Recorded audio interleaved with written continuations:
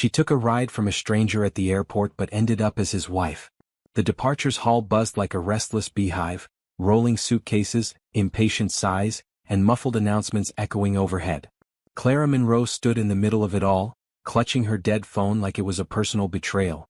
Her flight had been delayed indefinitely, her luggage misplaced somewhere between terminals, and now the ride she'd booked had cancelled last minute. Of course, she muttered, brushing a lock of hair behind her ear. Why not add public humiliation to the list? Go ahead, universe, pile it on. A voice behind her chuckled, rich and amused. Careful. Challenge the universe like that and it just might throw in a thunderstorm for free. Clara turned to find a man leaning casually against a pillar, and her breath caught. He looked like he'd stepped straight out of a magazine spread, navy suit tailored within an inch of perfection, watch gleaming under the harsh airport lights, and eyes that crinkled with amusement at her misery. Thanks for the pep talk, stranger, she said dryly.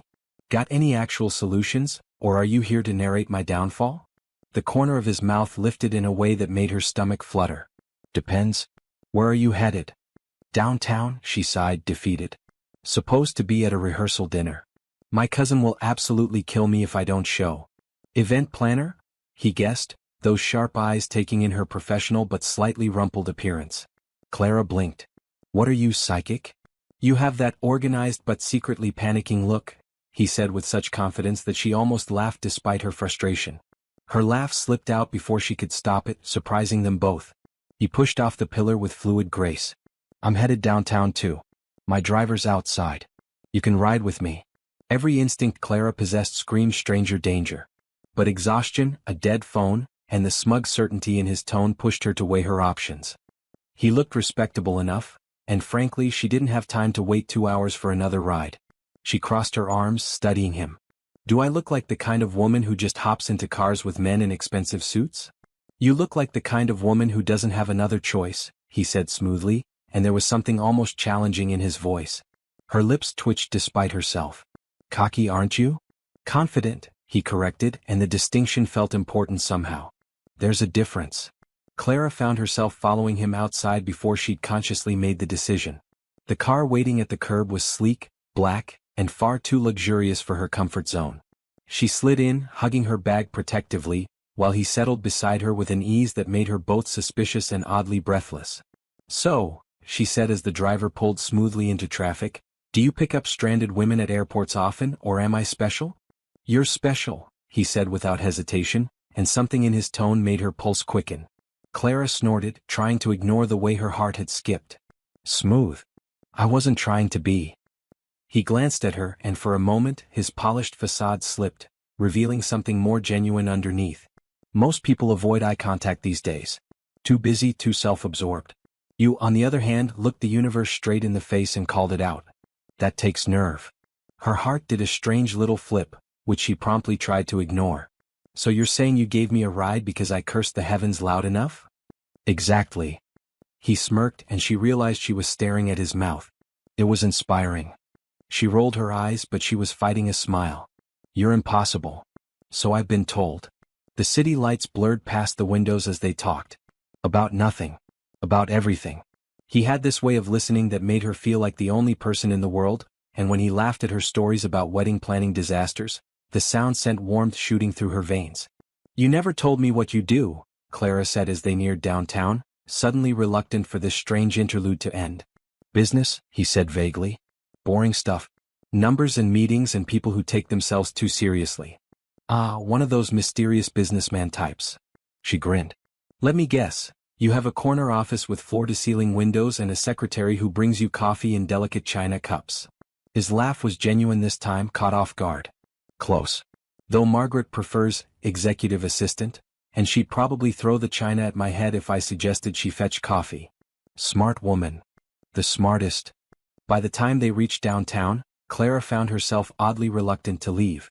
There was something about him, not just the obvious good looks or the expensive suit, but the way he listened, the dry humor, the surprising warmth beneath his composed surface. Thanks for the lift, she said as she gathered her things, acutely aware of how her fingers brushed his when he handed her bag. I'd say I owe you one, but something tells me you're not the type who accepts IOUs. True, he said, then paused as she opened the door. Name's Adrian. Clara, she replied, stepping out into the cool evening air. Clara? He repeated like he was testing how it sounded. Safe travels, Clara. They parted ways like two ships crossing at sea, brief, unexpected, and unlikely to meet again. Or so she thought.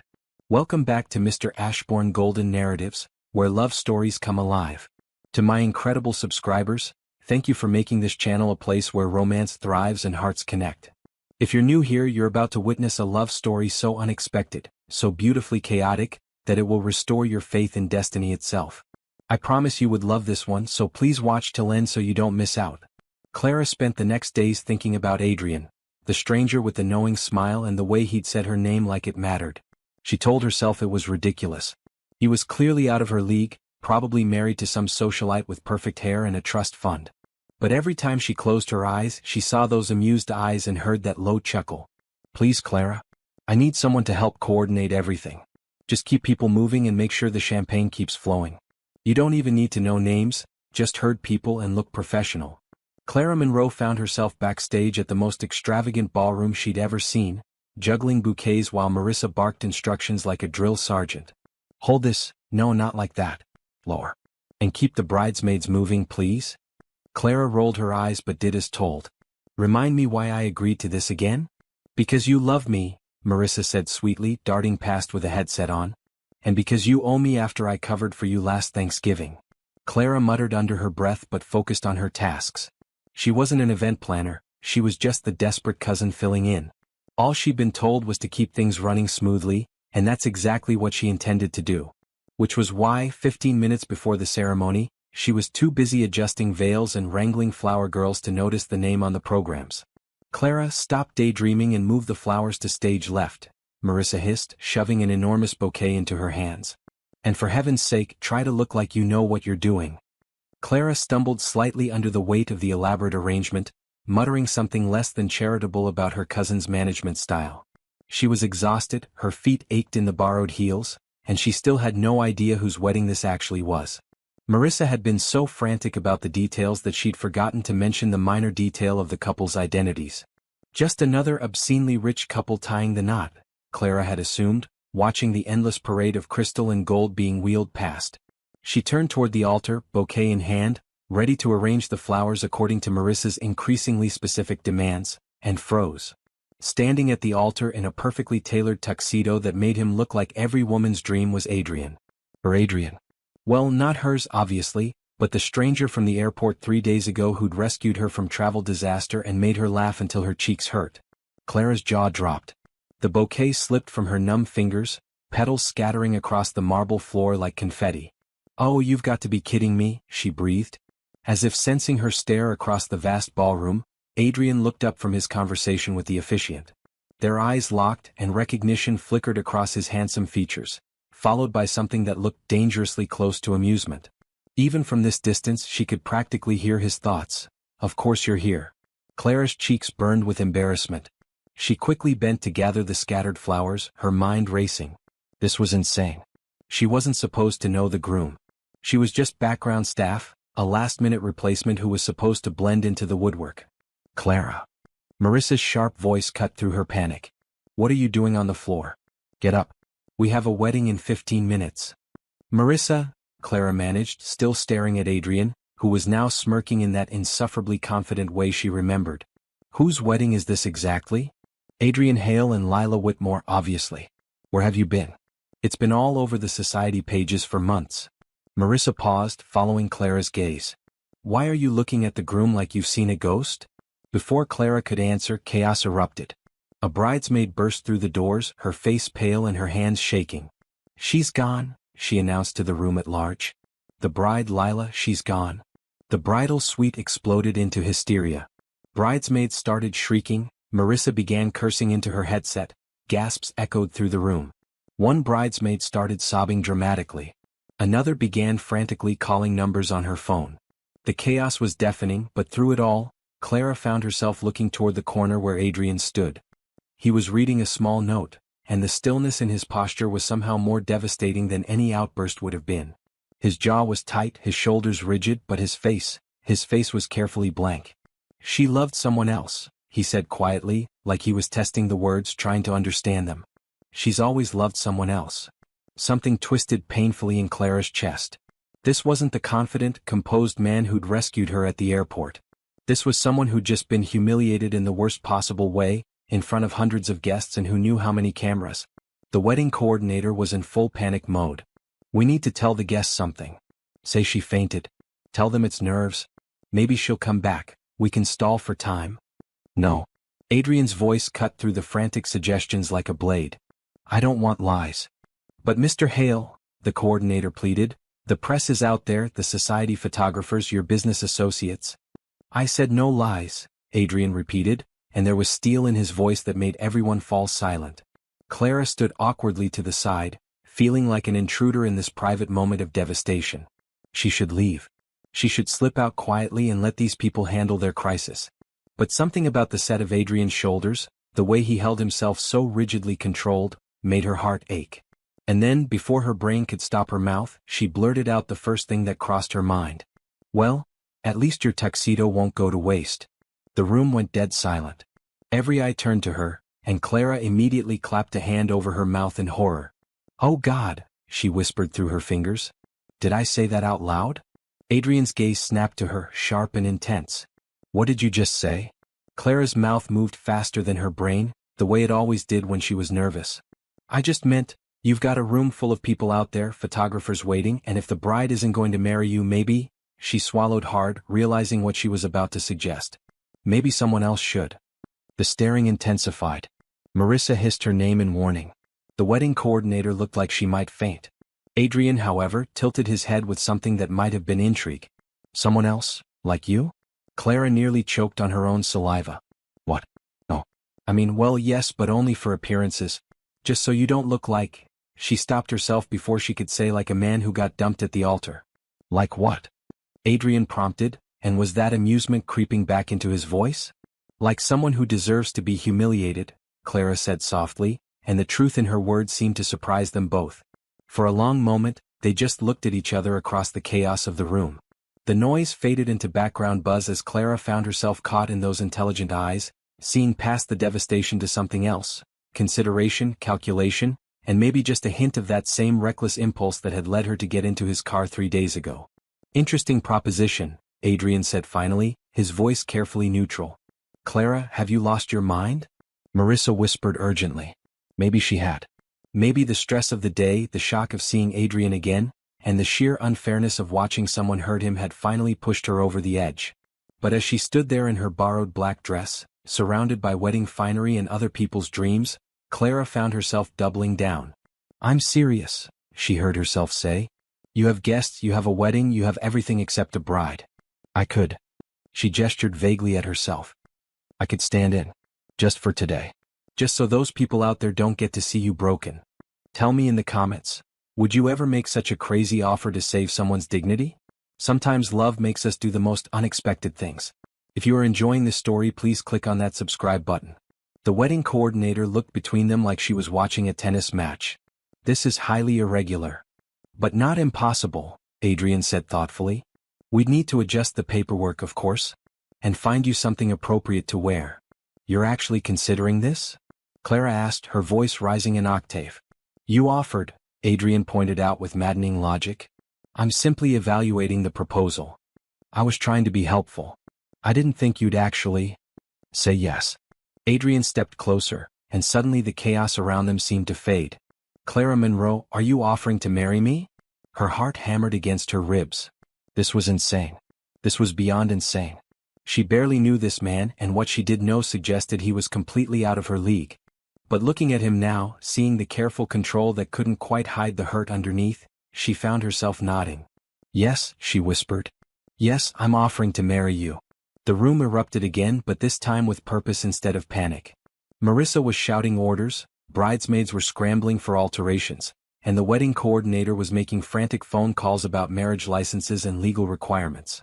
Through it all, Adrian watched Clara with an expression she couldn't quite read. Why? He asked quietly, stepping close enough that only she could hear him. Clara looked up at him, this beautiful, complicated stranger who'd somehow become the most important person in her world in the span of 3 days and 30 seconds. Because, she said simply, everyone deserves to have someone stand beside them. Even if it's just for pretend. Something shifted in Adrian's eyes, something warm and grateful and maybe a little dangerous. Just for pretend, he agreed softly. But even as he said it, Clara wondered if either of them believed it. 15 minutes later, she found herself being zipped into a hastily altered bridesmaid's gown, her hands shaking as someone pinned a veil to her hair. "This is madness," she whispered to her reflection. Marissa appeared behind her, eyes bright with something between terror and excitement. "If anyone can pull off crazy, it's you, Clara. Just try not to trip walking down the aisle." The doors opened. Wedding music swelled. Anne Clara Monroe, who'd started the day as nobody special, began walking toward a future she never could have imagined.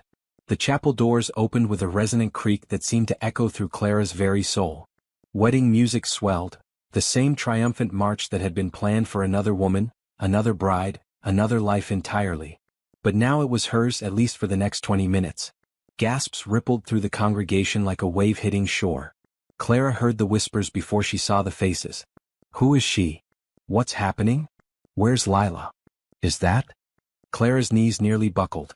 The aisle stretched before her like an eternity of polished marble, lined with hundreds of faces she didn't recognize, society types in designer clothes, business associates with sharp eyes, photographers whose cameras were already flashing like lightning storms.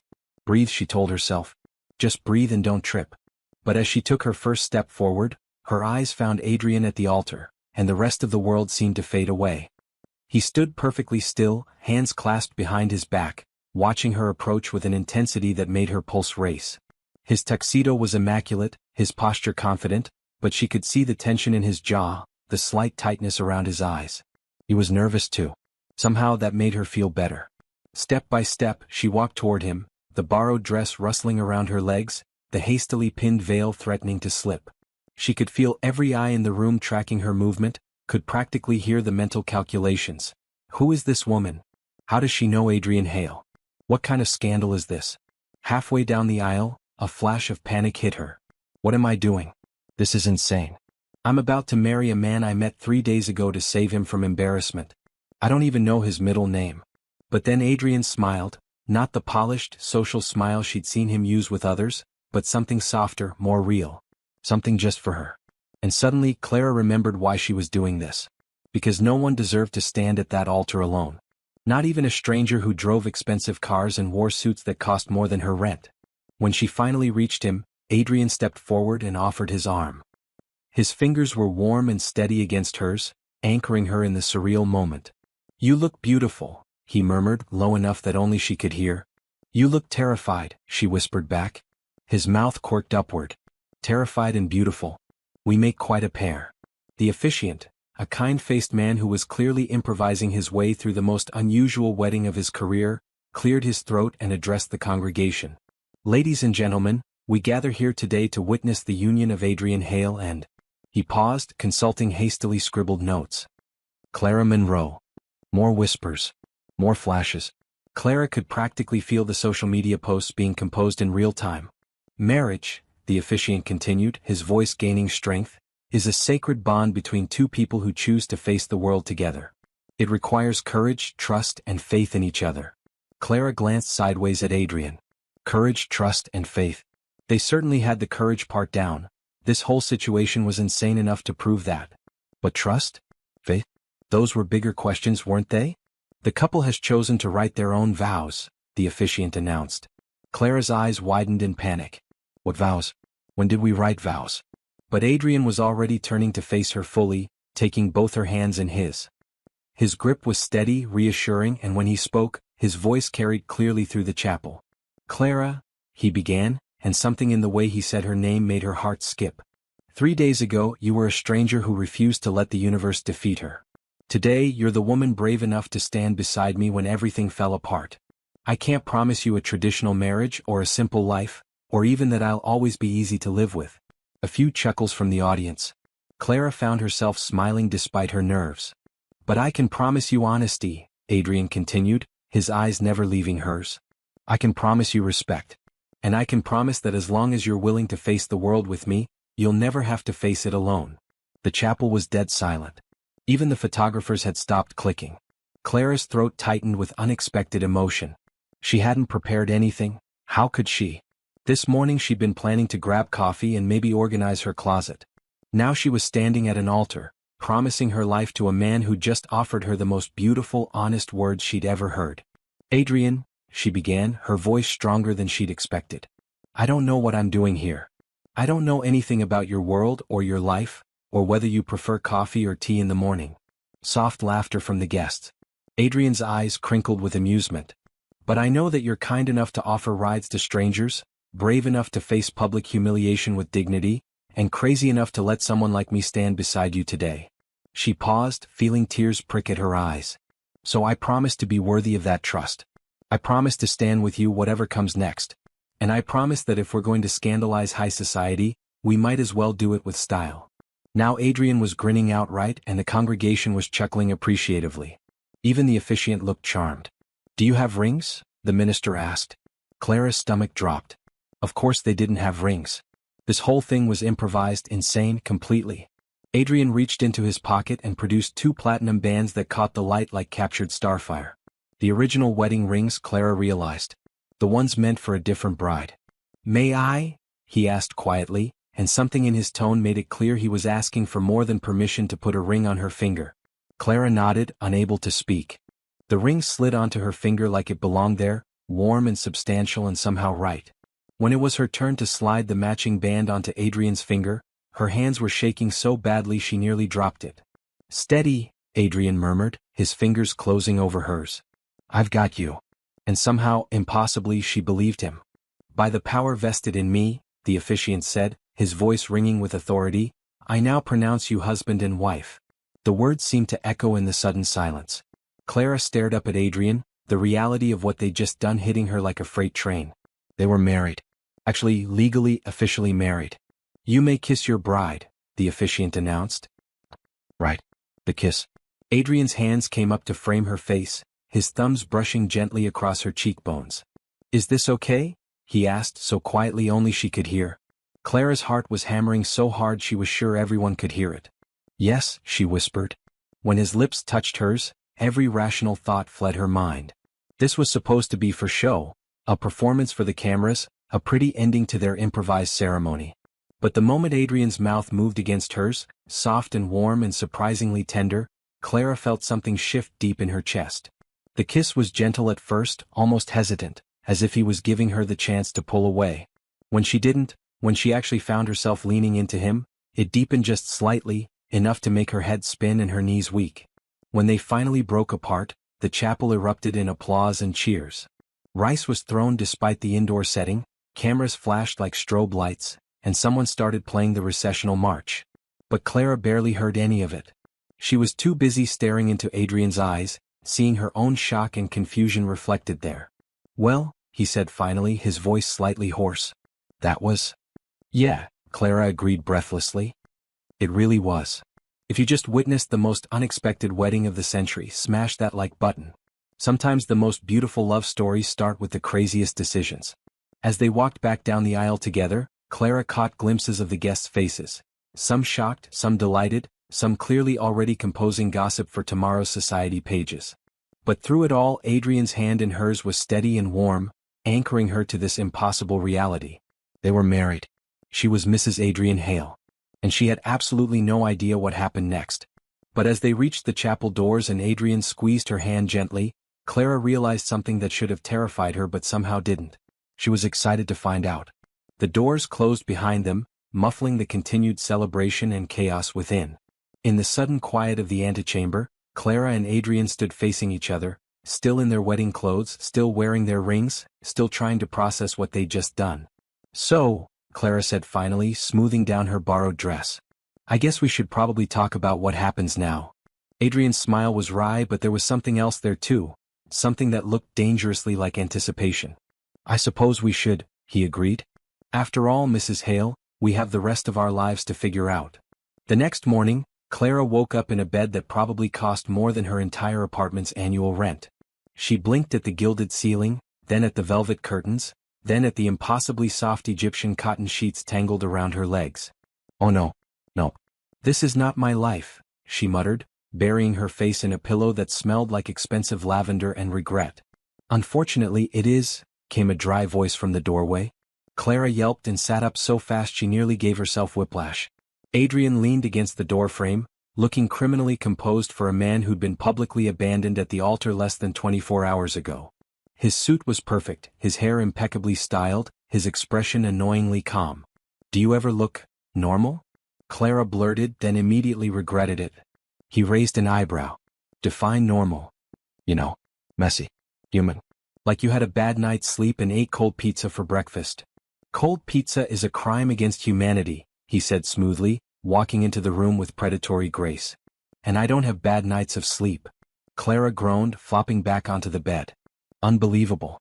I've married a robot." "A very wealthy robot," Adrian corrected, settling into the armchair across from the bed with practiced ease.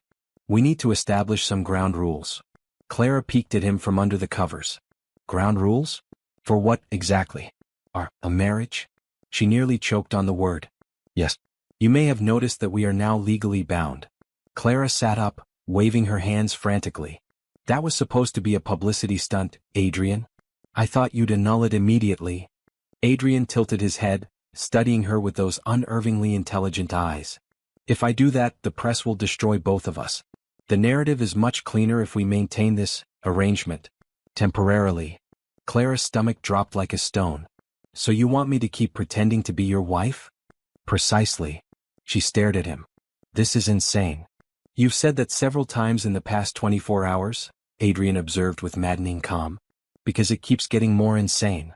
Clara scrambled out of bed, pacing the ridiculously opulent bedroom in the oversized silk pajamas someone had left for her. "Adrian, I don't know how to be a society wife.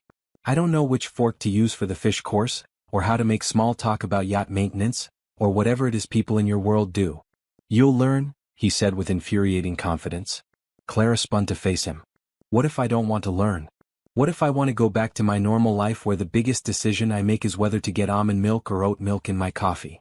Adrian was quiet for a long moment, his expression unreadable. When he spoke, his voice was softer than she'd heard it before. "Clara, yesterday you saved me from the most humiliating moment of my life. You stood beside me when you had every reason to run. The least I can do is make sure this arrangement benefits you too." "Benefits me how?" He leaned forward slightly. "Financial security.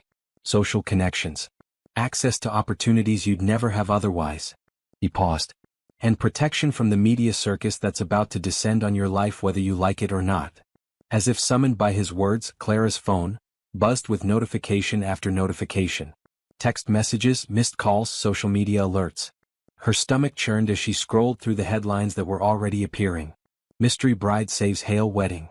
"Who is Clara Monroe?" "Billionaire's shocking altar switch." "Oh God," she whispered. "This is really happening." "It's already happened," Adrian said gently. "The question now is how we handle it." Clara sank onto the edge of the bed, phone trembling in her hands. "What exactly are you proposing?" 6 months, Adrian said without hesitation. 6 months of marriage, during which we present a united front to the public. You'll attend events with me, we'll be seen together, we'll give the impression of a whirlwind romance that led to an impulsive but genuine marriage. And after 6 months? Quiet divorce. Irreconcilable differences. We'll remain on good terms, I'll ensure you're financially comfortable, and we both move on with our lives. Clara studied his face, looking for any hint of what he was really thinking. Why 6 months specifically? Long enough to establish credibility, short enough to avoid complications. Something in the way he said complications made her pulse quicken. What kind of complications? Adrian's gaze flicked to hers, then away. The kind that happen when two people spend too much time pretending to be something they're not. Have you ever wondered what it would be like to step into someone else's world completely? Sometimes the biggest adventures start with the smallest yes.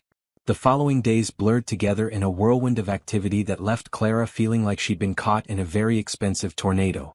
Adrian's assistant, the formidable Margaret, who did indeed prefer her title and absolutely would have thrown china at anyone who suggested she fetch coffee, appeared with schedules, wardrobe consultants, and a crash course in how to be a Hale. Posture, Margaret commanded during one particularly brutal etiquette session. "You're not carrying groceries, Mrs. Hale. You're gliding."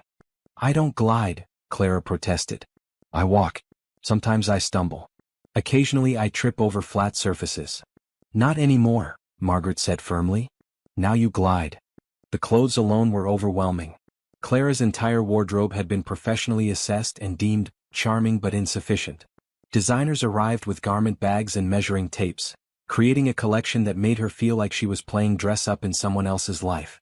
"I look ridiculous," Clara said, staring at herself in a mirror while wearing a cocktail dress that cost more than her car. "You look like Mrs. Adrian Hale," the stylist corrected. "There's a difference." But it was the public appearances that truly tested Clara's nerves. The first event, a charity gala for children's literacy, required her to stand beside Adrian and smile while cameras flashed and society reporters asked increasingly personal questions. "How did you two meet?" one particularly persistent journalist inquired. Clara's mind went blank. They hadn't prepared for this. What was she supposed to say? "Oh, I met him when my ride canceled and he took pity on me?" "Fate," Adrian said smoothly, his hand finding the small of her back. "Sometimes the universe has plans you never see coming." Clara looked up at him, surprised by the warmth in his voice. He was looking down at her with such convincing affection that for a moment, she almost believed it herself. "And the wedding was so sudden," another reporter pressed. "Was it love at first sight?" "It was recognition at first sight," Clara heard herself say, the words coming from somewhere she didn't recognize. "Sometimes you meet someone and you just know." Adrian's hand pressed slightly against her back, and when she glanced at him, something flickered in his eyes that made her breath catch. Later, in the car ride home, they sat in companionable silence for several blocks before Adrian spoke. "You're a natural at this," he said. "At lying, you mean? At making people believe what they want to believe." He paused. "There's a difference." Clara turned to study his profile in the dim light of the passing street lamps. "Is that what we're doing? Making people believe what they want to believe? Isn't it?" She wasn't sure how to answer that. Because somewhere between the etiquette lessons and the designer dresses and the way Adrian looked at her when cameras were watching, Clara was starting to lose track of what was real and what was performance. At home, and when had she started thinking of Adrian's mansion as home? They fell into an oddly domestic routine. Adrian worked in his study until late, emerging for dinner with papers in hand and that slight furrow between his brows that appeared when he was concentrating.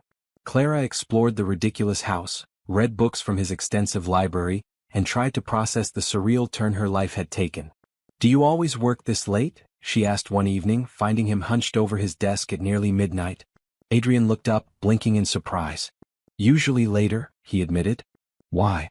"Because it's past midnight and you look like you haven't eaten since breakfast." "I had lunch," he protested. "Coffee doesn't count as lunch." Before he could argue, Clara disappeared and returned with a sandwich and a glass of water.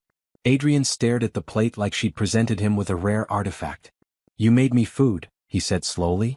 "It's a sandwich, Adrian. Not exactly fine dining." But he ate it anyway, and something about the simple domesticity of the moment made Clara's chest feel tight. "Thank you," he said quietly when he finished. "For the sandwich?" "For..." He paused, seeming to search for words. "For being here. For making this feel less like an arrangement and more like..." "Like what?" Adrian met her eyes across the desk. "Like a home." The words hung between them, dangerous and sweet. Clara felt her heart skip, and for a moment, the carefully constructed boundaries of their agreement seemed very thin indeed. "Adrian," she began, but he was already looking away, back at his papers. "You should get some sleep," he said, his professional mask sliding back into place. "We have that museum benefit tomorrow night." Clara nodded, recognizing the dismissal for what it was.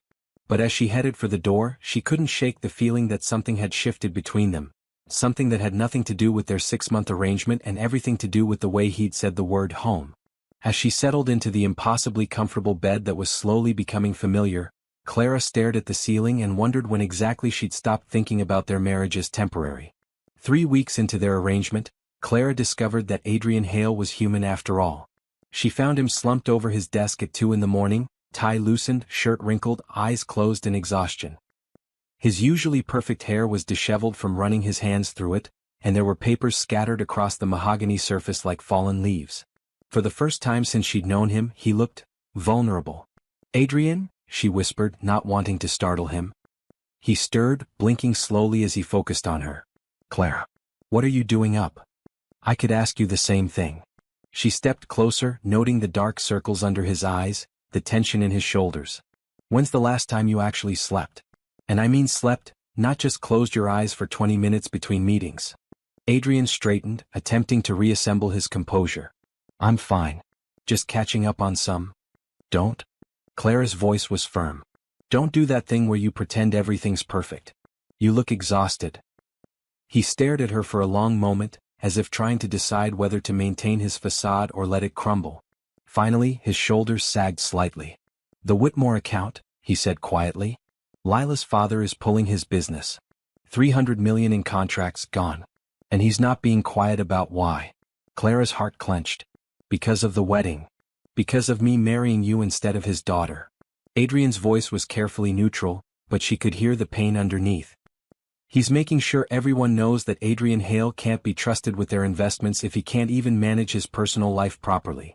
That's ridiculous, Clara said, anger flaring on his behalf. You didn't do anything wrong. She left you. Try explaining that to a man whose daughter claims I abandoned her for another woman. Adrian rubbed his temples.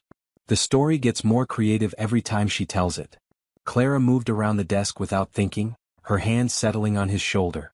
The contact seemed to surprise them both, but he didn't pull away. I'm sorry, she said softly. This is my fault. If I hadn't suggested. No. Adrian's hand covered hers, warm and firm. You saved me from something much worse than a few lost contracts. You gave me my dignity. The sincerity in his voice made her chest tight. Still costs a lot, apparently. Adrian chuckled, but there was no humor in it. Everything costs something, Clara. The question is whether it's worth the price. Something in the way he said it made her pulse quicken. And is it? Worth it, I mean. He turned in his chair to face her fully, their hands still connected, his eyes searching hers in the dim light of the desk lamp. Ask me in 5 months, he said quietly. The next evening brought the museum benefit, another glittering affair where Clara was expected to smile, mingle, and play the part of the devoted wife. She was getting better at it, she had to admit. The conversations came easier now, the social graces felt less foreign. But it was the quiet moments with Adrian that undid her. Like when he placed his hand on her lower back while introducing her to a potential business partner, the touch lingering just a second longer than necessary. Or when she caught him watching her during a conversation about art restoration, his expression soft and unguarded. You're staring, she murmured when they had a moment alone by the sculpture garden. Am I? Adrian's lips quirked upward. I was thinking. About what? About how you argued with that collector about the ethics of private ownership versus public access. Very passionately, I might add. Clara flushed. Was I too intense? Margaret said I should keep conversations light and pleasant. Margaret's never seen you defend something you believe in, Adrian said, and there was something in his voice that made her look at him more closely. It's formidable. Formidable in a good way or a terrifying way? Both, he admitted, and the honesty in his answer sent warmth shooting through her veins. They were interrupted by a waiter offering champagne, but the moment lingered between them like a secret. Later that night, they returned home tipsy on expensive champagne and the strange intimacy of shared glances across crowded rooms. Clara kicked off her heels in the foyer and sighed dramatically. I think I'm getting the hang of this whole society wife thing, she announced, padding toward the kitchen in her stockings. Oh. Adrian followed, loosening his bow tie. What gave it away? I only insulted one person tonight and it was definitely deserved. That man who said poor people choose to be poor? He had it coming. Adrian laughed. A real laugh, not the polished chuckle he used at events. Remind me never to get on your bad side. Too late, Clara said, pulling a bottle of water from the refrigerator. You've already seen me at my worst. Remember? Stranded at the airport, cursing the universe. That wasn't your worst, Adrian said, accepting the water she offered him. That was just, you. Unfiltered. Is that a compliment or an insult? It's an observation. Adrian leaned against the kitchen island, studying her. Most people in my world are very careful about what they show. Every word, every expression, every emotion is calculated for maximum effect. Sounds exhausting. It is. His voice grew quiet. But you're exactly who you are always. No calculation, no hidden agenda. It's refreshing. Clara felt heat rise in her cheeks. You make me sound like some kind of naive kid. I make you sound honest, Adrian corrected. There's a difference. The kitchen fell silent except for the quiet hum of expensive appliances. Clara found herself very aware of how close they were standing, how the champagne had softened the edges of Adrian's usual control, how his shirt was slightly wrinkled and his hair mussed in a way that made him look almost approachable. "Adrian," she began, not sure what she wanted to say. "Clara." His voice was softer than she'd ever heard it. They stood there in the dim kitchen light, the space between them charged with something neither of them wanted to name. Clara felt herself leaning forward slightly, drawn by the warmth in his eyes and the way he was looking at her like she was something precious. But before either of them could move, Adrian stepped back, the moment breaking like a bubble. "We should get some sleep," he said, his professional mask sliding back into place. "Early meeting tomorrow." Clara nodded, trying to ignore the disappointment that settled in her chest like a stone. "Right. Of course." As they headed upstairs together, maintaining careful distance, Clara couldn't shake the feeling that they'd almost crossed a line they weren't supposed to cross. The problem was she was no longer sure she wanted to stay on the safe side of it. The breaking point came a week later, at what should have been a routine charity luncheon. Clara was making polite conversation with a group of society wives when she overheard a snippet of conversation from the next table. "Obviously a gold digger. I mean really, who else would marry someone after their fiancé abandoned them? I heard she was working as a waitress when he met her. Can you imagine? Adrian Hale and a waitress. Well, she'll get a nice settlement when he comes to his senses. These rebound marriages never last." Clara's hand tightened on her water glass. She developed a thick skin for gossip over the past month, but something about the dismissive cruelty in their voices made her blood boil. "You know what I heard?" she said loudly enough for both tables to hear. The conversation stopped. "I heard that women who spend their afternoons gossiping about other people's marriages probably aren't getting enough attention in their own." Gasp. Shocked silence. Several faces turned red. Clara stood gracefully, channeling every etiquette lesson Margaret had drilled into her. "Excuse me, ladies. I should get back to my husband. He's probably wondering where his gold-digging waitress wife has gotten to." She walked away with her head high, leaving behind a table of stunned socialites and probably enough scandal to fuel the gossip mill for weeks. Adrian found her on the museum steps outside, breathing heavily and fighting back tears of rage. "I heard what happened in there," he said quietly, sitting beside her on the marble steps. "I probably just made everything worse for you," Clara said, staring at her hands. "Margaret's going to have my head. And your PR team will probably want to fire me." "Clara. I know I'm supposed to smile and nod and let them say whatever they want, but they were just so." "Clara." Adrian's voice was firm enough to cut through her spiral. "Look at me." She turned to meet his eyes, expecting to see disappointment or frustration. Instead, she found something that looked remarkably like pride. "No one," he said clearly, "has ever defended me like that before. They were being horrible about both of us. They were. And you could have ignored it, smiled politely, and maintained the perfect society wife facade. Adrian reached over and took her hand. Instead, you chose to fight for us. For this." He gestured between them. "Even though it's supposed to be fake." The word fake hung between them like a challenge. Clara felt her heart pounding as she searched his face. "Adrian," she whispered, "how much of this is still fake for you?" His thumb brushed across her knuckles, and when he spoke, his voice was rough with honesty. "Less and less every day." The admission hung in the air between them, dangerous and thrilling and terrifying all at once. Clara felt like she was standing on the edge of a cliff, looking down at a fall that would change everything. "What are we doing?" she asked softly.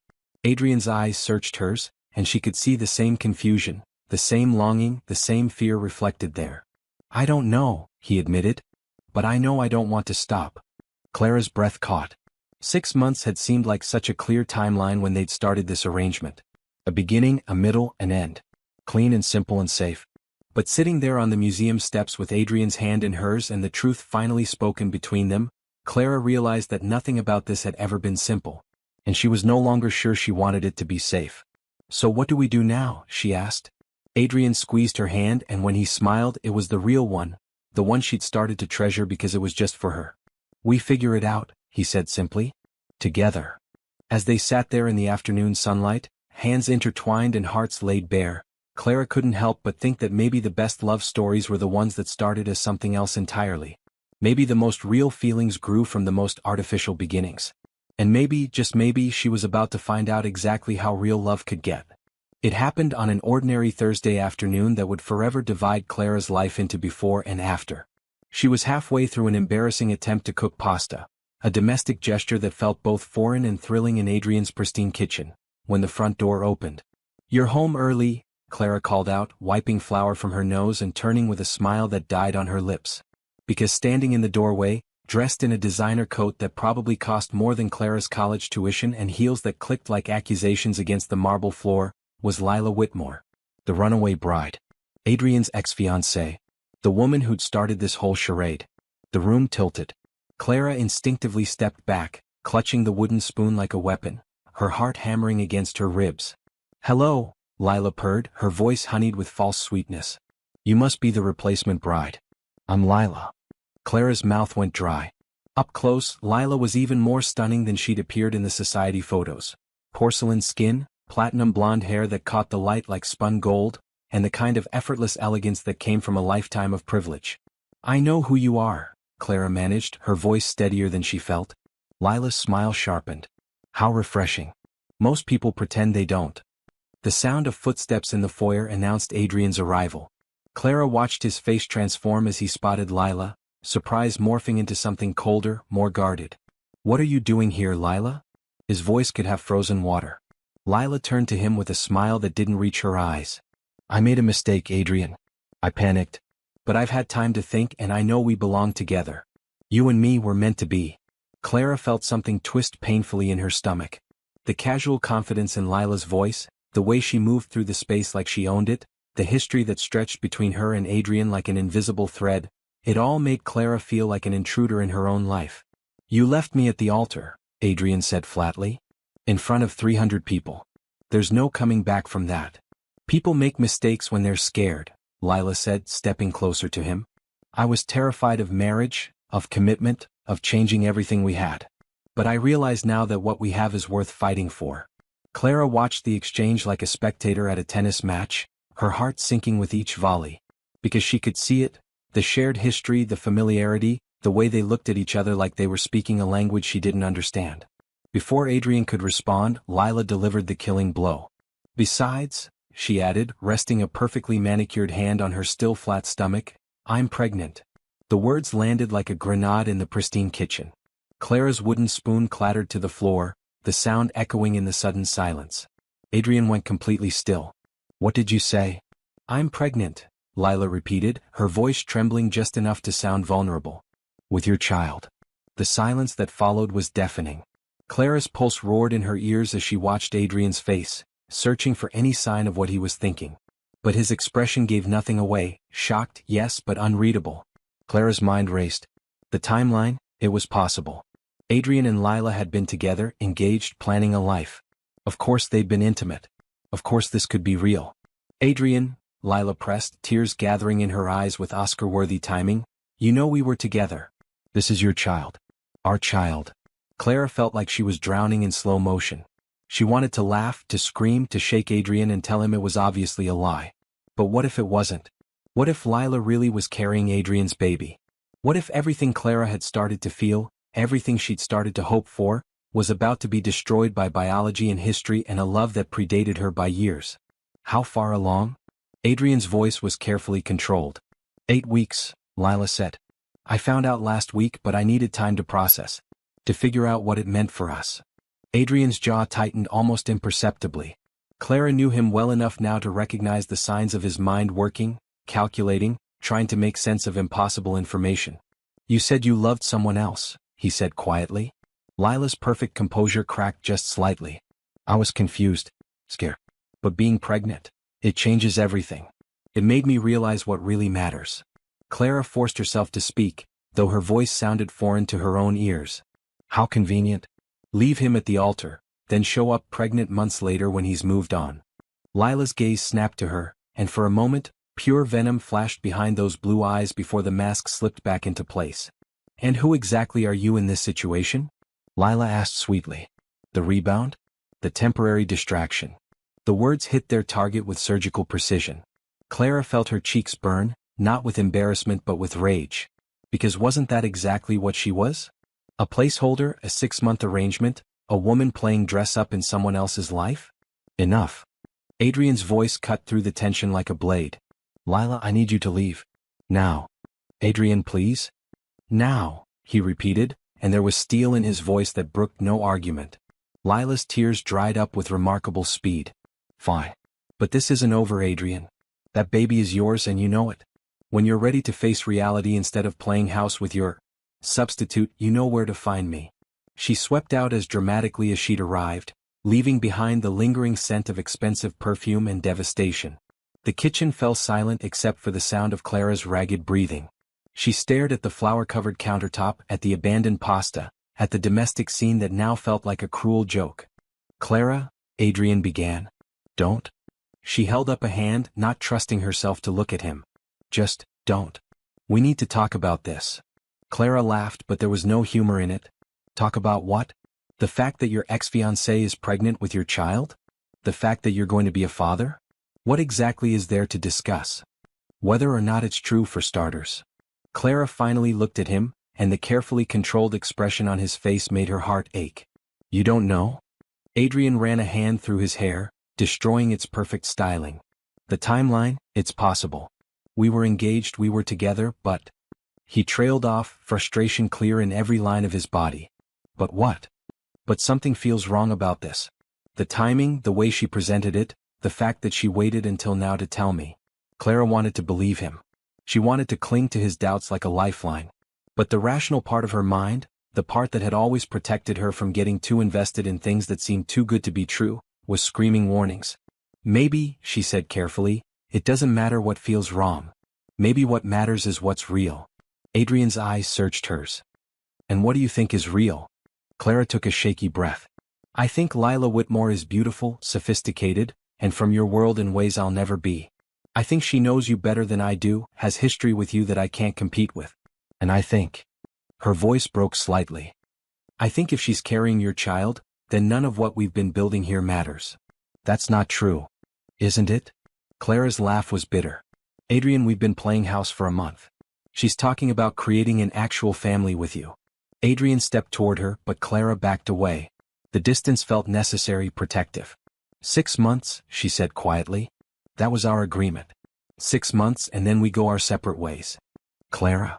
Maybe it's better this way," she continued, the words cutting her throat as she spoke them. "Maybe this is the universe's way of reminding us what this really is. What I really am in your life." "And what's that?" Clara met his eyes, forcing herself to say the words that would protect her heart, even if they destroyed it in the process. "Temporary." The word hung between them like a sword. Adrian's face went carefully blank, his professional mask sliding back into place. "If that's what you think," he said quietly, "then maybe you're right." Clara nodded, though it felt like agreeing to her own execution. "I think I'll stay in the guest room tonight. Give you space to process everything." Adrian didn't argue, which somehow hurt more than if he'd fought her on it. As Clara walked past him toward the stairs, she caught the faint scent of his cologne, the one that had become as familiar as breathing over the past month. She wanted to stop, to turn around, to take back everything she'd just said. Instead, she kept walking.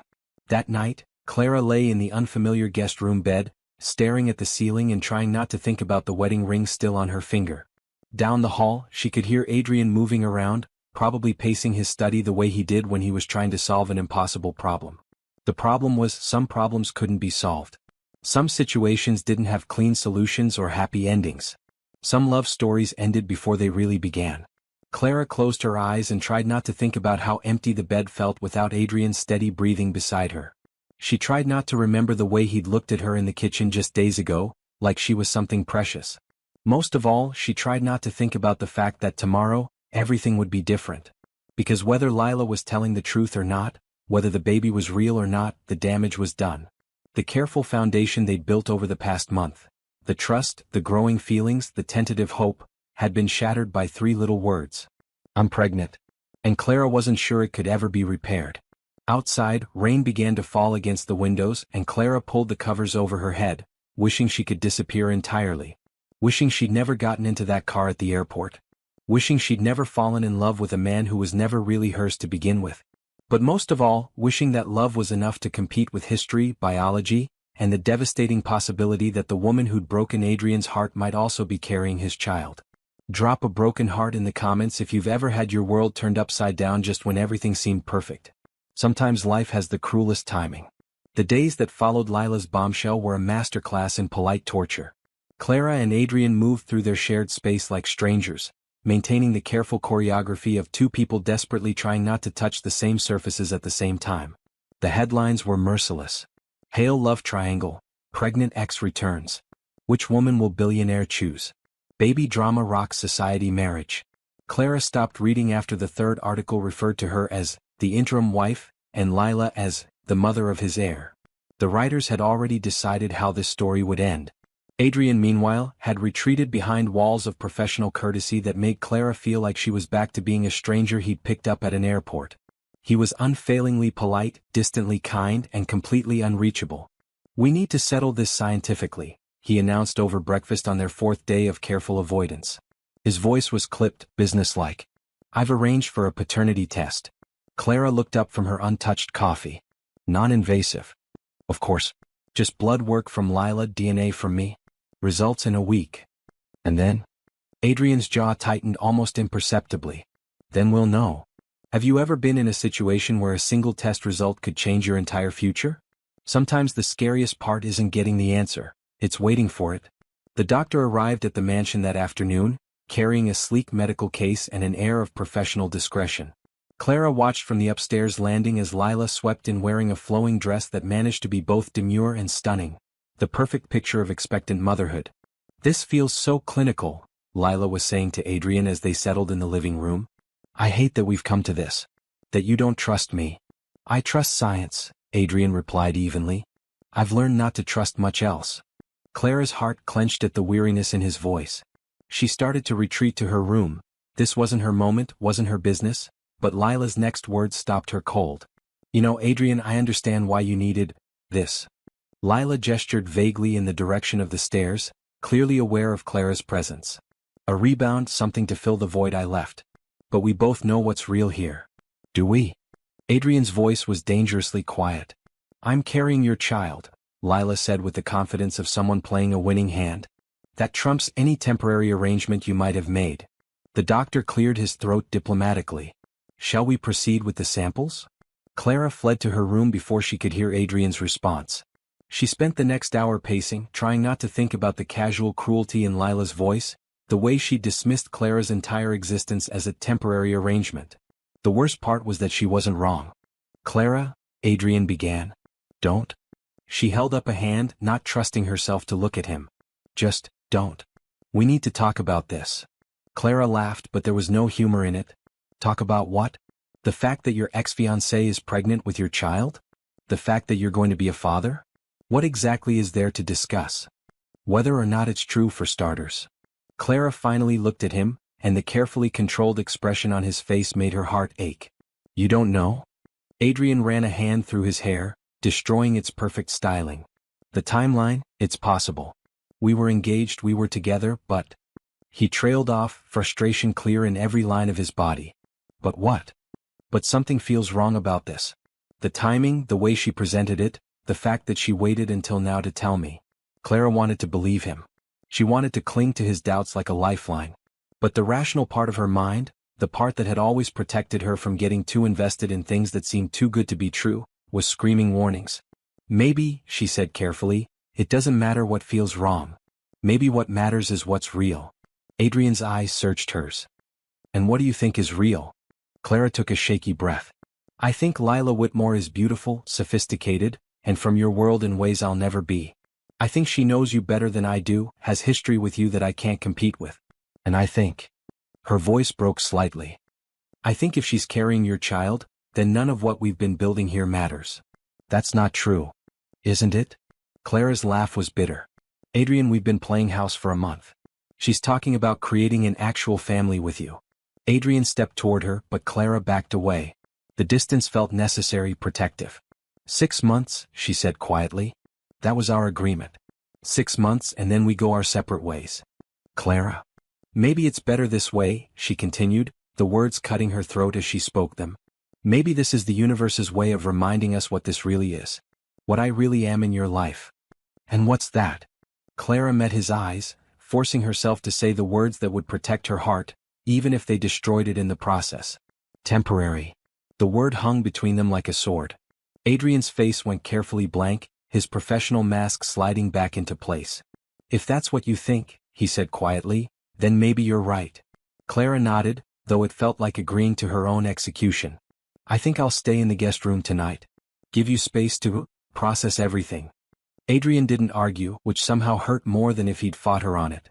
As Clara walked past him toward the stairs, she caught the faint scent of his cologne, the one that had become as familiar as breathing over the past month. She wanted to stop, to turn around, to take back everything she just said. Instead she kept walking. That night, Clara lay in the unfamiliar guest room bed, staring at the ceiling and trying not to think about the wedding ring still on her finger. Down the hall, she could hear Adrian moving around, probably pacing his study the way he did when he was trying to solve an impossible problem. The problem was, some problems couldn't be solved. Some situations didn't have clean solutions or happy endings. Some love stories ended before they really began. Clara closed her eyes and tried not to think about how empty the bed felt without Adrian's steady breathing beside her. She tried not to remember the way he'd looked at her in the kitchen just days ago, like she was something precious. Most of all, she tried not to think about the fact that tomorrow, everything would be different. Because whether Lila was telling the truth or not, whether the baby was real or not, the damage was done. The careful foundation they'd built over the past month, the trust, the growing feelings, the tentative hope, had been shattered by 3 little words. I'm pregnant. And Clara wasn't sure it could ever be repaired. Outside, rain began to fall against the windows and Clara pulled the covers over her head, wishing she could disappear entirely. Wishing she'd never gotten into that car at the airport. Wishing she'd never fallen in love with a man who was never really hers to begin with. But most of all, wishing that love was enough to compete with history, biology, and the devastating possibility that the woman who'd broken Adrian's heart might also be carrying his child. Drop a broken heart in the comments if you've ever had your world turned upside down just when everything seemed perfect. Sometimes life has the cruelest timing. The days that followed Lila's bombshell were a masterclass in polite torture. Clara and Adrian moved through their shared space like strangers, maintaining the careful choreography of 2 people desperately trying not to touch the same surfaces at the same time. The headlines were merciless. Hail love triangle, pregnant ex returns. Which woman will billionaire choose? Baby drama rocks society marriage. Clara stopped reading after the 3rd article referred to her as the interim wife, and Lila as the mother of his heir. The writers had already decided how this story would end. Adrian, meanwhile, had retreated behind walls of professional courtesy that made Clara feel like she was back to being a stranger he'd picked up at an airport. He was unfailingly polite, distantly kind, and completely unreachable. We need to settle this scientifically, he announced over breakfast on their 4th day of careful avoidance. His voice was clipped, businesslike. I've arranged for a paternity test. Clara looked up from her untouched coffee. Non-invasive. Of course. Just blood work from Lila, DNA from me. Results in a week. And then? Adrian's jaw tightened almost imperceptibly. Then we'll know. Have you ever been in a situation where a single test result could change your entire future? Sometimes the scariest part isn't getting the answer, it's waiting for it. The doctor arrived at the mansion that afternoon, carrying a sleek medical case and an air of professional discretion. Clara watched from the upstairs landing as Lila swept in wearing a flowing dress that managed to be both demure and stunning, the perfect picture of expectant motherhood. This feels so clinical, Lila was saying to Adrian as they settled in the living room. I hate that we've come to this. That you don't trust me. I trust science, Adrian replied evenly. I've learned not to trust much else. Clara's heart clenched at the weariness in his voice. She started to retreat to her room. This wasn't her moment, wasn't her business, but Lila's next words stopped her cold. You know, Adrian, I understand why you needed this. Lila gestured vaguely in the direction of the stairs, clearly aware of Clara's presence. A rebound, something to fill the void I left. But we both know what's real here. Do we? Adrian's voice was dangerously quiet. I'm carrying your child, Lila said with the confidence of someone playing a winning hand. That trumps any temporary arrangement you might have made. The doctor cleared his throat diplomatically. Shall we proceed with the samples? Clara fled to her room before she could hear Adrian's response. She spent the next hour pacing, trying not to think about the casual cruelty in Lila's voice, the way she dismissed Clara's entire existence as a temporary arrangement. The worst part was that she wasn't wrong. Later that evening, Clara found Adrian in his study, staring out the window at the city lights below. He looked older somehow, worn down by the weight of impossible choices. How did it go? She asked softly. Straightforward. Results next week. He didn't turn around. Lila's staying at the Ritz until then. She wanted to wait here, but I thought that would be complicated. Complicated, Clara repeated. That's one word for it. Adrian finally turned to face her, and the distance in his eyes made her chest ache. Clara, we should probably discuss what happens if the baby is yours? He nodded, his expression carefully neutral. Clara had spent days preparing for this conversation, but the words still felt like swallowing glass. If it's yours, then you need to do what's right. For the child. And what do you think that is? The question hung between them, loaded with implications neither of them wanted to voice. Clara thought about the child, innocent, deserving of a father, a family, stability. She thought about Lila, beautiful and familiar and from Adrian's world in ways Clara never could be. Most of all, she thought about Adrian, who would do the honorable thing even if it destroyed them both.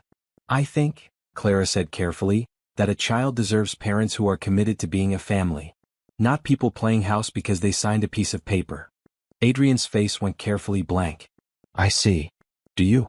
Clara stepped closer, desperate to make him understand. Adrian, if that baby is yours, you'll want to give it everything. A real family, not a fake marriage. You'll want to try again with Lila, and you should. The child deserves that chance. What about what I want? The question was so quiet Clara almost missed it. What do you want? She whispered. For a moment, Adrian's mask slipped, and she saw something raw and desperate in his eyes. But then he shuttered his expression again, stepping back into the safety of distance. It doesn't matter what I want, he said. Not anymore. The week that followed was an exercise in sustained agony. Clara attended the required social functions, smiled for the cameras, and played the role of the supportive wife while tabloids speculated about her impending divorce. At a charity lunch, she overheard two women discussing her fate with the casual cruelty of people betting on horse races. I give it another week before he sends her packing. Less than that. The moment those test results come back, she's done. Poor thing, probably thought she'd won the lottery marrying him. Well, she'll get a nice settlement. That's something. Clara excused herself to the bathroom and spent 5 minutes staring at her reflection, trying to recognize the woman looking back at her. Designer dress, professional makeup, perfect hair, she looked like she belonged in this world. But the hollow look in her eyes gave her away. She was already mourning a marriage that had never been real in the first place. That night, Adrian didn't come home until after midnight. Clara heard him moving around downstairs, the soft clink of crystal that meant he was pouring himself a drink. She wanted to go to him to break through the walls they'd built between them. Instead, she lay in the guest room bed and listened to the sound of her own heart breaking. The call came on a Tuesday morning. Clara was pretending to read in the library when she heard Adrian's phone ring, heard the sharp intake of breath that meant the news had arrived. Yes, I understand, Adrian's voice carried from his study. Thank you, doctor. The silence that followed was deafening.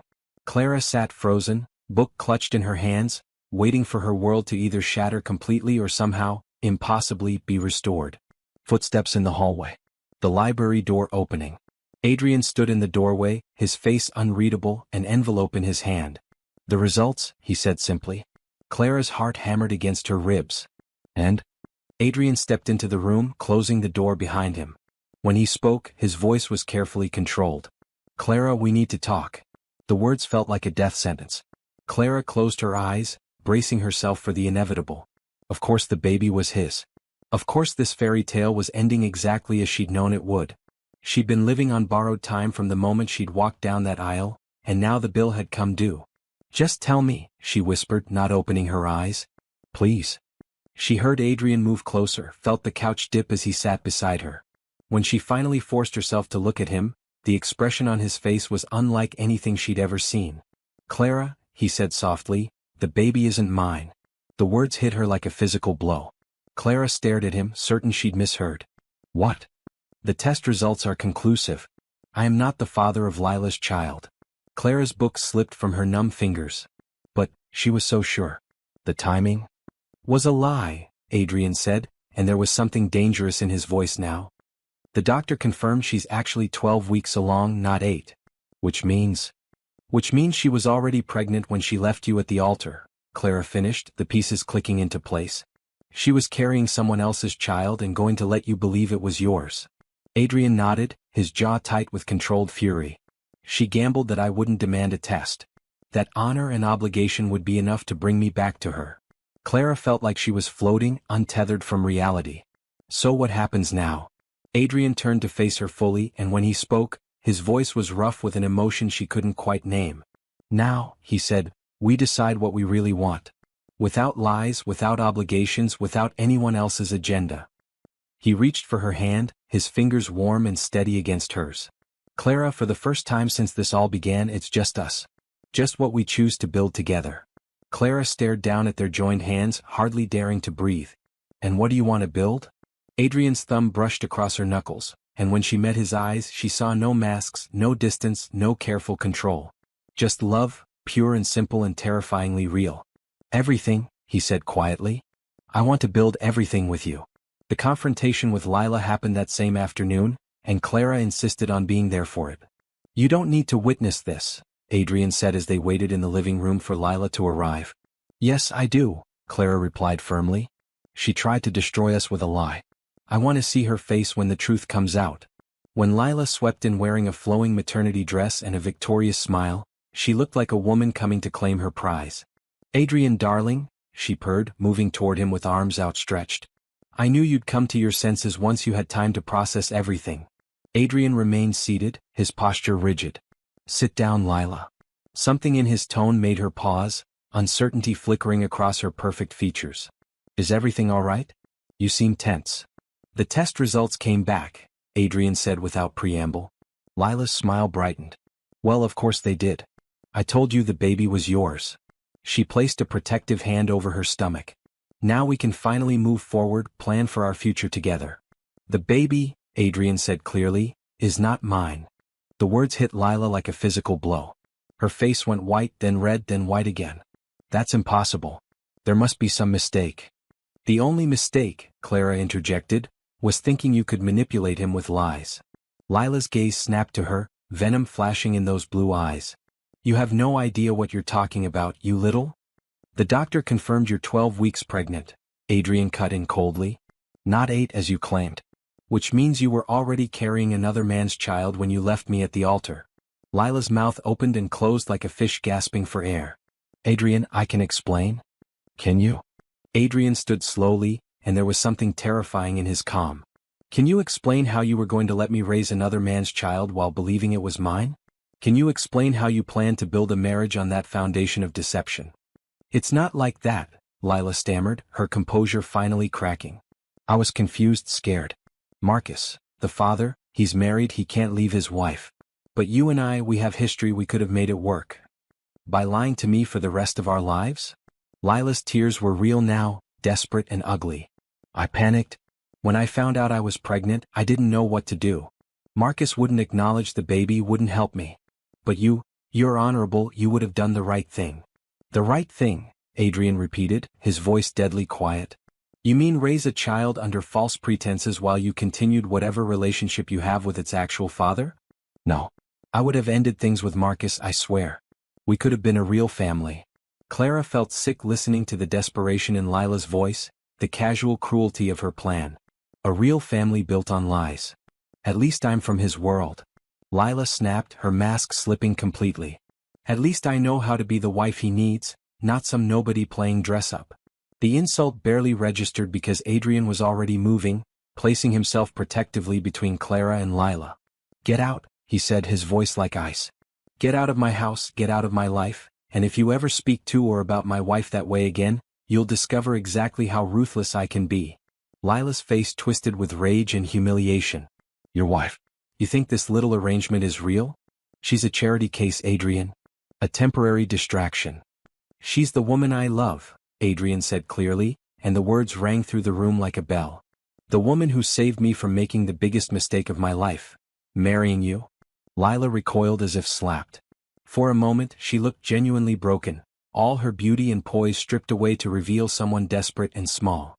"Fine," she whispered, gathering the tattered remains of her dignity. "Fine. But when this little fantasy ends, when you realize what you've thrown away for a nobody, don't come crawling back to me." "I wouldn't dream of it," Adrian replied. After Lila left, Clara and Adrian stood in the silence of their living room.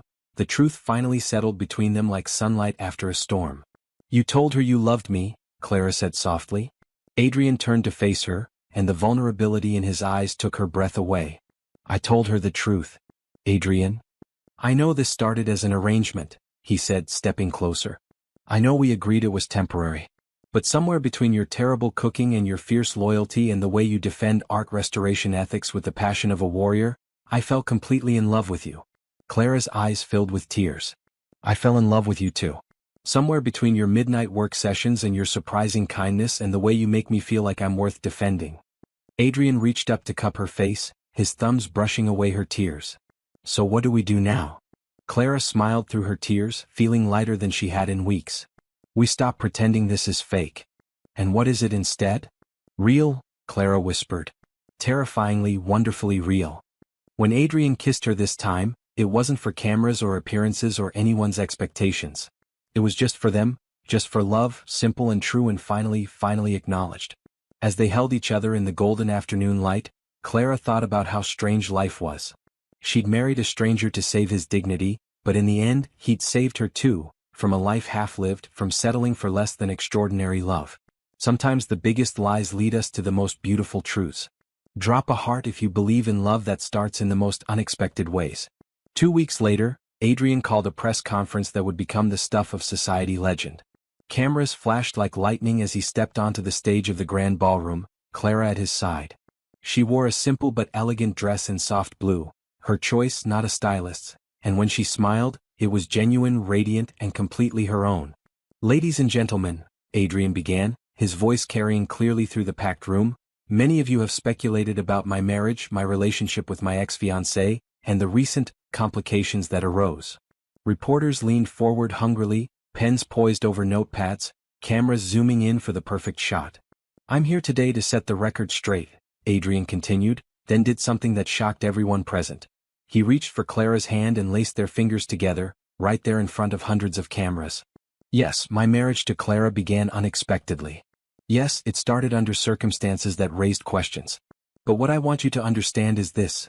Clara Monroe Hale is not my rebound, my placeholder, or my second choice. His voice grew stronger, more passionate. She is my partner. My equal. The woman who stood beside me when my world fell apart and helped me build something better from the pieces. Clara squeezed his hand, tears pricking at her eyes as he continued. She is brilliant, fierce, kind, and brave enough to take on a world that wasn't always welcoming to her. She makes me laugh when I take myself too seriously, challenges me when I'm wrong, and loves me not despite my flaws, but with full knowledge of them. Gasps rippled through the crowd. This wasn't the polished corporate speech they'd expected. As for the recent claims made by my former fiancé, they have been thoroughly investigated and found to be entirely false. Ms. Whitmore will not be part of our lives going forward, and I ask that you respect our privacy regarding this matter. Adrian turned to look at Clara then, and his voice softened with unmistakable love. What I will say is this. I intend to spend the rest of my life proving to this extraordinary woman that she made the right choice when she took a chance on a stranger at an airport, and again when she agreed to take his name. The room erupted in questions, flashes, and barely contained chaos, but Clara barely heard any of it. She was too busy staring at Adrian, at the love in his eyes, at the way he'd just declared his feelings to the entire world without a hint of reservation. Any regrets? She whispered as they left the stage together. Adrian's smile was soft and real and entirely hers. Only that it took me so long to realize what I had. 6 months later, Clara found herself in that same impossibly luxurious kitchen, but this time she wasn't alone in her cooking disaster. Adrian stood beside her, sleeves rolled up, hair mussed, and a streak of flour across his cheek as he attempted to flip what could generously be called pancakes. You're terrible at this, Clara laughed, watching another pancake land half on the pan, half on the stove. I'm an investment genius, Adrian protested, grinning at her. Surely that translates to breakfast foods. Apparently not. Clara hip-checked him away from the stove, taking over before he could destroy anything else. Good thing I didn't marry you for your culinary skills. Adrian's arms came around her waist from behind, his chin resting on her shoulder as she rescued their breakfast. What did you marry me for? Clara leaned back against his chest, feeling his warmth, his strength, his absolute certainty that this was where they both belonged. Your devastating charm and incredible humility, obviously. Adrian laughed, the sound rumbling through his chest and into her back.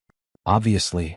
They'd moved past the 6-month mark without discussion, without fanfare, without any acknowledgement that their arrangement had officially expired. Because what they had now wasn't an arrangement at all, It was a life built day by day, moment by moment, choice by choice. "I love you, Mrs. Hale," Adrian murmured against her ear. Clara turned in his arms, pancakes forgotten, and looked up at the man who'd started as a stranger and somehow became her everything. "I love you too, Mr. Hale." As they kissed in their sunlit kitchen, surrounded by the sweet chaos of their attempted breakfast and the quiet contentment of a love that had surprised them both, Clara marveled at the strange turns life could take. She'd gotten into a stranger's car at an airport because she was desperate and out of options. She'd married him to save his dignity and her own heart. And somehow, impossibly, she'd found exactly where she belonged. Sometimes the most beautiful love stories begin with the simplest acts of kindness. If this story reminded you that love can find us in the most unexpected places, hit that subscribe button and tell me in the comments. What's the most spontaneous thing you've ever done for love? Don't forget to like this video and share it with someone who believes in fairy tale endings that start with ordinary moments. Because sometimes the best adventures begin when we say yes to the unknown. Until next time, keep believing in love stories that surprise you.